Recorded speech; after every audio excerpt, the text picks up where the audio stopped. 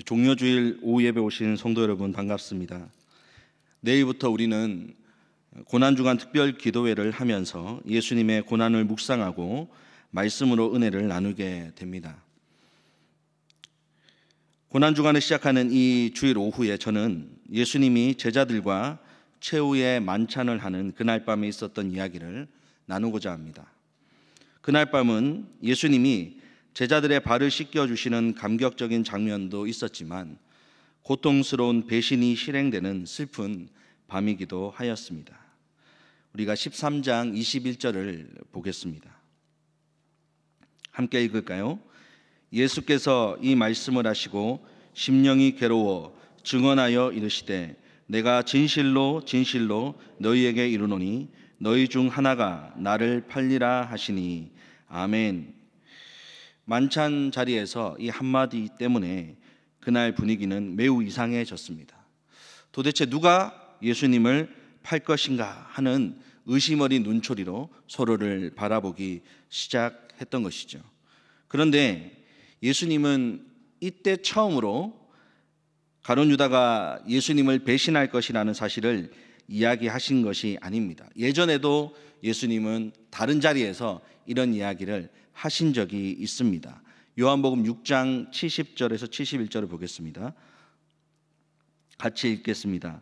예수께서 대답하시되 내가 너희 12를 택하지 아니하였느냐? 그러나 너희 중에 한 사람은 마귀니라 하시니 이 말씀은 가룟 시몬의 아들 유다를 가리키심이라. 그는 12 중에 하나로 예수를 팔 자로라. 아멘. 예수님과 제자들의 이 대화는 물고기 2마리와 떡 5개로 5,000명이 넘는 사람을 예수님께서 먹이시고 또 예수님이 물 위를 걸으셨던 이후에 이루어진 대화입니다. 그래서 이때 이미 가룟 유다가 예수님을 마음속에 팔 것이라고 결심했다라고 보기에는 좀 이른 시기라고 볼 수 있겠습니다. 만약 가룟 유다가 예수님을 배신하기로 결심하기 전이었다고 가정한다면, 우리가 확실히는 알 수 없습니다만 그렇다고 가정한다면 예수님은 가룟 유다에게 마치 미리 조심하라고 이야기해 주는 것처럼 보일 수 있는 장면이 되겠습니다. 그런데 예수님이 이제 만찬장에서 이 가룟 유다의 배신에 대한 이야기들을 계속 암시를 주실 때는 이미 가룟 유다의 마음에는 확고히 예수님을 배신할 결심이 섰던 시기였습니다. 그때도 예수님은 가룟 유다의 배신을 계속해서 암시하면서 알려주고 있습니다. 13장 10절 11절 말씀입니다. 같이 읽겠습니다. 예수께서 이르시되 이미 목욕한 자는 발밖에 씻을 필요가 없느니라. 온몸이 깨끗하니라. 너희가 깨끗하나 다는 아니니라 하시니 이는 자기를 팔 자가 누구인지 아심이라. 그러므로 다는 깨끗하지 아니하다 하시니라. 아멘. 너희가 깨끗하나 다는 아니라고 한 그 사람이 누구인지 다른 제자들은 몰랐습니다. 그러나 가룟 유다는 예수님이 자신에게 이 이야기를 하고 있다는 사실을 알고 있었습니다. 그럼에도 불구하고 유다는 예수님을 배신할 마음을 지금 돌이키지 않고 있는 것이죠.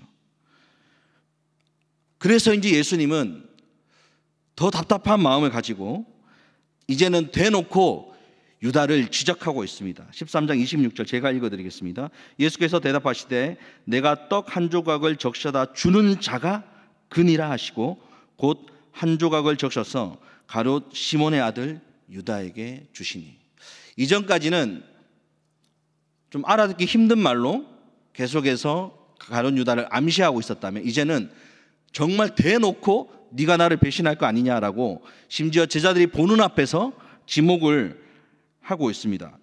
잠깐 좀 놀랍게 되는 사실은 이렇게 대놓고 이야기했고 또 실제로 가룟 유다는 예수님을 배신하기 위해서 그 일을 실행하기 위해 나갔는데 제자들은 그 상황을 전혀 파악하지 못하고 있었다는 사실입니다.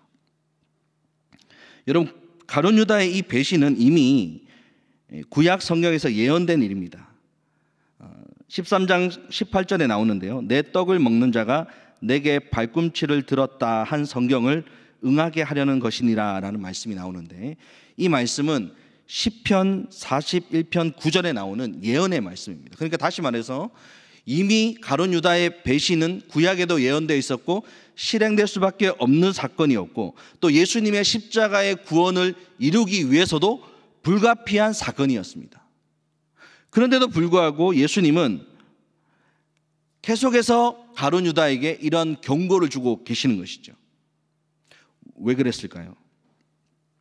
21절 말씀을 잠깐 다시 돌아가 보면 예수님의 심령이 괴로웠다라는 표현이 나옵니다. 개역 한글 성경에는 이 표현이 심령에 민망하여라고 되어 있는데요, 같은 표현이 요한복음 11장에도 나옵니다. 바로 나사로의 무덤 앞에서 예수님이 심령에 통분히 여기시고 민망히 여기사라는 이 민망히 여겼다는 표현이 또 나옵니다. 이 말의 의미는 같은 단어인데 마음이 고통으로 인해서 마구 요동쳤다라는 의미입니다. 다시 말해서 예수님이 가룟 유다가 나를 배신할 걸 생각하니까 너무나 그 사실이 고통스럽고 그래서 마음이 요동치고 있었다라는 의미인 것이죠. 예수님은 3년 동안 가룟 유다를 바라보면서 저놈은 언젠가는 나를 배신할 놈이야 라고 하는 마음으로 그렇게 보지 않으셨습니다. 다른 제자들과 동일하게 그를 사랑으로 가르치고 양육하셨습니다. 그래서 예수님은 할 수만 있다면 가룟 유다가 회개하고 돌이키기를 원하셨습니다. 그런데 가룟 유다는 결국 예수님이 주신 이 수많은 기회들, 암시도 하고 심지어 대놓고 지목도 했음에도 불구하고 끝내는 돌이키지 않고 예수님에 대한 배신을 실행하기 위해서 지금 밖을 나간 것입니다. 제가 가룟 유다에 대한 이야기를 이렇게 길게 한 이유는 예수님의 입장에서 이 장면이, 이 상황이 얼마나 슬픈가를 이야기하기 위해서입니다. 그토록 돌이키길 원하셔서 계속해서 경고를 주시고 이렇게 지적하셨음에도 불구하고 예수님을 팔아넘기기 위해서 길을 나서는 그 가룟 유다의 뒷모습을 보는 예수님의 마음이 어땠겠습니까? 그런 상황을 이해하고 우리가 오늘 읽은 본문을 한번 읽어보겠습니다. 31절입니다. 같이 읽을까요? 시작. 그가 나간 후에 예수께서 이르시되 지금 인자가 영광을 받았고 하나님도 인자로 말미암아 영광을 받으셨도다. 아멘. 자, 여러분, 여기서 지금이라는 표현이 나오는데 지금이 언제입니까? 바로 가룟 유다가 예수님이 수없이 주신 그 회개의 기회를 뿌리치고 결국은 예수님을 배신하기 위해 길을 나선 그 직후입니다. 그가 나간 후에 예수님이 하신 말씀이거든요. 그런데 예수님이 하신 말씀이 뭔가 슬프고 그리고 화가 나신 모습이 아닙니다. 한번 보겠습니다. 오히려 기뻐하는 것 같습니다. 인자가 영광을 받았고 하나님도 인자로 말미암아 영광을 받으셨도다. 여러분, 슬픈 구절이 아니라 뭔가 기쁘고 환희에 찬 그러한 구절이죠. 그러니까 지금 상황과 예수님의 말씀이 어울리지 않습니다. 여러분, 가룟 유다가 예수님을 팔아넘긴 후에 일어날 일이 무엇입니까? 바로 예수님의 십자가의 죽음이죠. 그 십자가의 죽음이 뭐라는 것입니까? 바로 예수님의 영광이고 하나님의 영광이라는 의미죠. 그러니까 십자가의 의미를 통해서 이 본문을 우리는 이해할 수 있습니다. 왜 십자가가 영광입니까? 예수님의 십자가 사건으로 예수님이 하나님의 뜻을 온전히 순종하게 되셨고 그로 인해 죄인의 구원이라고 하는 하나님의 목적이 성취된 것입니다. 이 십자가의 순종으로 말미암아 예수님은 하나님 나라의 왕이 되셔서 영광을 받게 된 것이죠.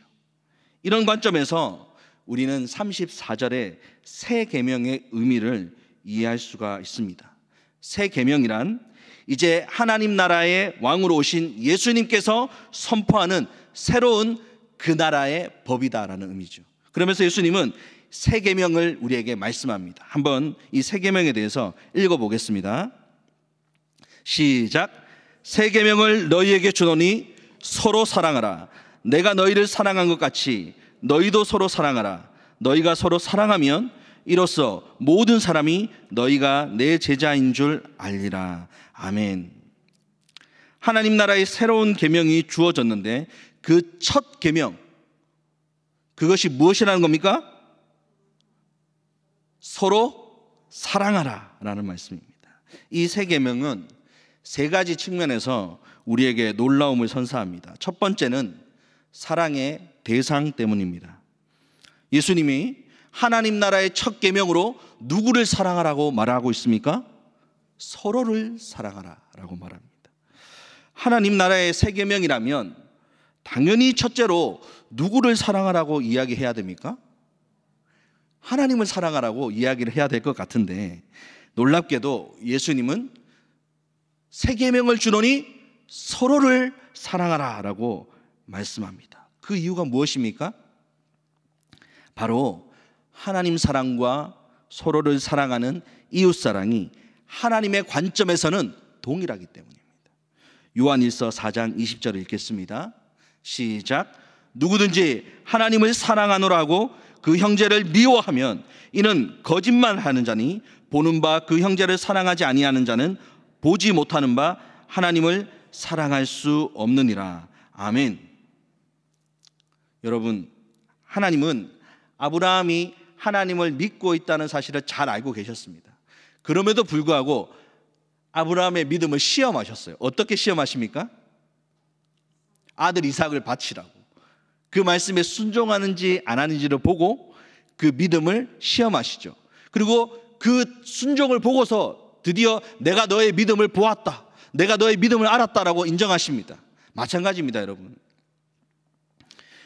하나님은 하나님을 향한 저와 여러분의 사랑을 시험하십니다.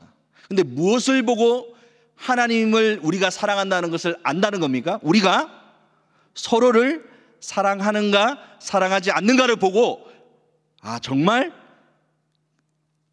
저가 하나님을 사랑하는구나 라는 것을 알게 된다라고 한다는 것이죠. 여러분, 교회를 다닌다고 하면서, 예수님을 믿는다고 하면서, 하나님을 사랑한다고 하고 매주 예배 때마다 그렇게 찬양하고 고백하면서 다른 사람들을 예사로 미워하고 예사로 험담하고 들은 이야기만으로 예사로 사람을 판단하는 사람들이 많이 있습니다.